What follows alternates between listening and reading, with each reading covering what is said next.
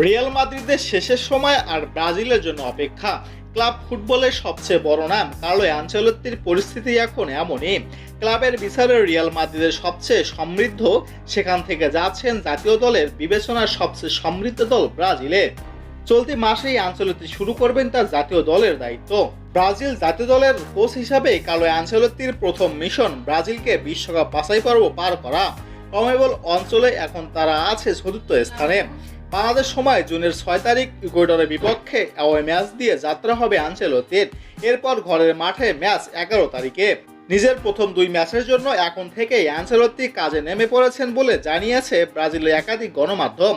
অনেকের ভাষ্য, এরই মাঝে নাকি প্রাথমিক স্কোয়াডও নির্ধারণ করে ফেলেছেন ইতালিয়ান এই কোচ। এরই মধ্যে নতুন তথ্য হাজির করেছেন টি20 স্পোর্টস বাংলা। নিজস্ব এক সূত্রে তারা স্কোয়াডের আংশিক তালিকা প্রকাশ করেছেন।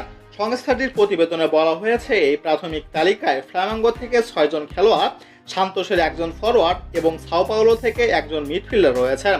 আর এই 8 জনের মধ্যে আছেন অস্কার, যিনি সর্বশেষ ব্রাজিলের হয়ে খেলেছিলেন 2016 সালে।